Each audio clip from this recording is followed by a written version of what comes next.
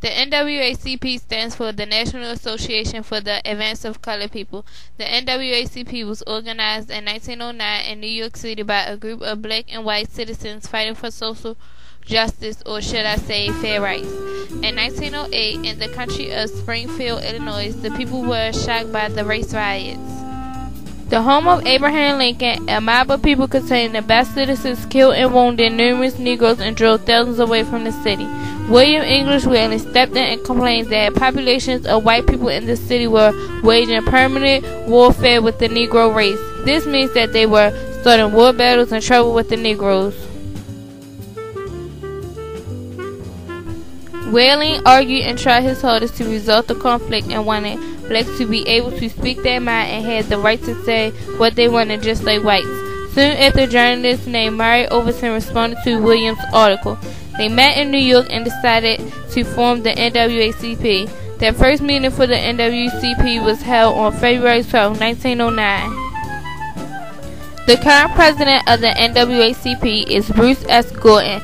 Before Bruce became president, he used to sell Retail Markets Group for Verizon Communications. In May 2006, Ebony magazine named Bruce as the most influential black Americans and organization leaders. The vice president of the NAACP is a speaker, youth motivator, and minister. His name is Curtis Gatewood. One of Gatewood's quotes is, "I am for the people and our mission of justice."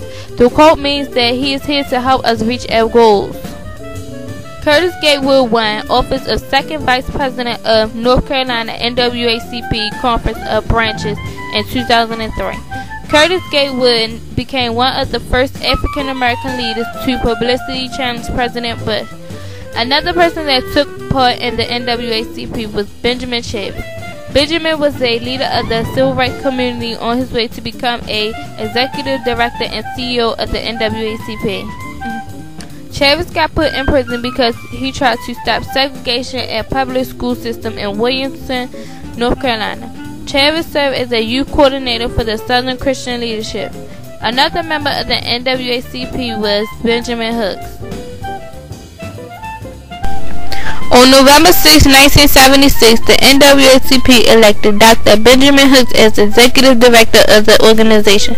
He believed the civil rights movement was not dead and that they should keep fighting. Benjamin explained to several people why the NAACP was against using violence to obtain civil rights. Hooks and his family was always threatened by civil rights leaders. They were blamed for America's ills by the government. He urged wealthy and middle class to head out to the poor. He was thought to have lost touch with the black community and had to retire. Hooks felt as though time should never be taken for granted, especially by those who were after the civil rights. The NAACP had a lot of hardships, but still could support the black community. Until this day, the NAACP still goes on.